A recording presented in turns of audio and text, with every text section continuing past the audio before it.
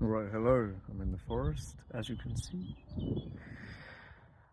I wanted to talk about how something that I've been asking myself lately is if somebody annoys me or somebody makes me upset, how am I like them? This is a hard question to ask, and many times people will be in denial straight away, no, I'm not like them. They're horrible. They're an asshole. I'm not like them. No, no way. They're different. I'm not like that. This strong aversion.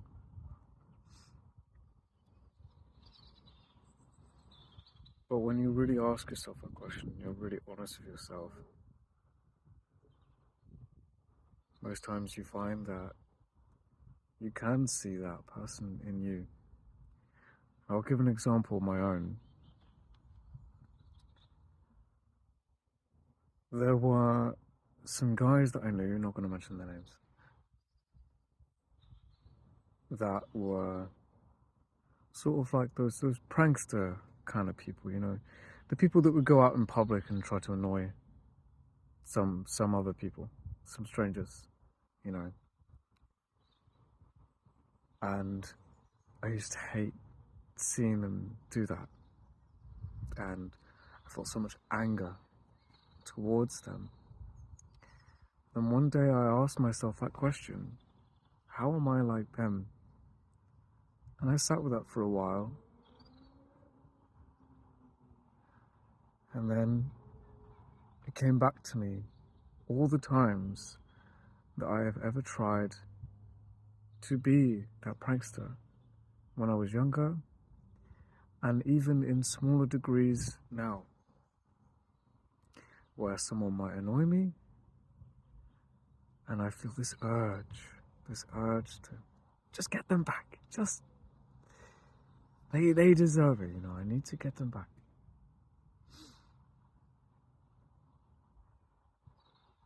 The sad thing about this is that we end up becoming the same energy that we don't want to become. So anyone you don't forgive or anything you don't forgive, you become. And it's so true. So painfully true.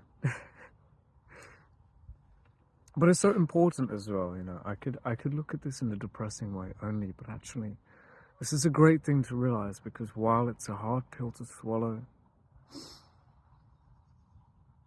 it's also a message to say, don't continue this energy then.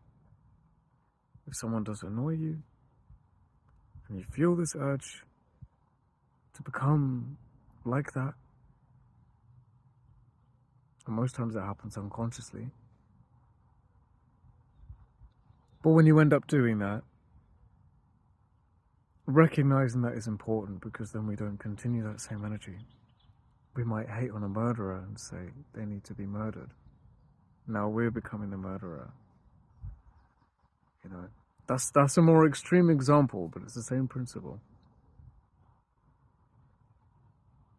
So we end up just continuing the same energy that we thought was bad, if that makes sense. I feel like it makes a lot more sense in my head. I'll be able to articulate this much better at some point, I'm sure, and I'll make a video on that as well. And recently I tried rapé, a ceremonial thing used in South America. My mom is from Peru, so I just felt this need to try it.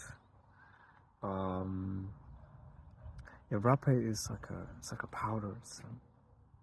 Put it through your nose. It's not like drugs, it's meant to be medicinal and stuff, meant to like cleanse you of your things, or clear your sinuses as well. And I was like, well, I'll just try once. I'm totally done with the drugs thing. That's a whole other conversation, but I'm totally done with the drugs thing.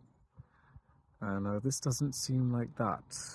At least intuitively, that's what I felt. It didn't feel like, yeah, let's do drugs, let's get high, It feels like I don't know, something important maybe. So I tried. And first it was very intense. I felt it up here, you know, as you would, because it goes through your nose up here and down here. I felt it and it was very strong.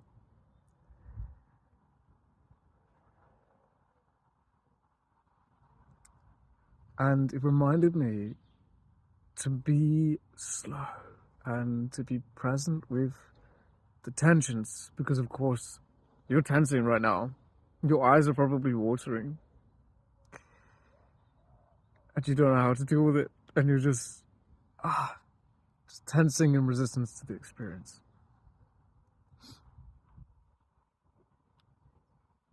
But remain there. Remain here, in the now, present with the feelings in the body. You are nowhere else. And for sure, it does kind of almost force you in the now. It's such a strong sting. You cannot ignore it. There's no way you could think about the thing that happened way over there, or the thing that's going to happen way over there, in the other part of the forest, you know? I'm here on this bench instead.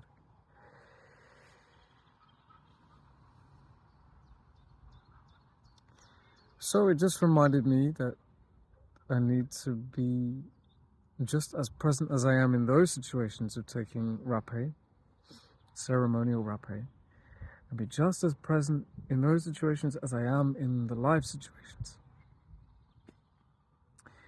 It's very hard, because sometimes those sensations are unpleasant, maybe really unpleasant. But just be slow. Just be slow. This is gentle work, not hard work. Healing from trauma is not hard work. It's gentle work. That's why it's hard. Yeah. My video thing is going to run out, so I am going to go. But yeah, that was kind of two things in this video here that I was talking about. But I suppose there is a way in which they join up as well. You know, if I ask myself, how am I like this person that annoys me? Then the sensations that come up, to be present with those sensations. And rapé reminded me of that. Yeah. Okay. Goodbye. Say goodbye to the trees.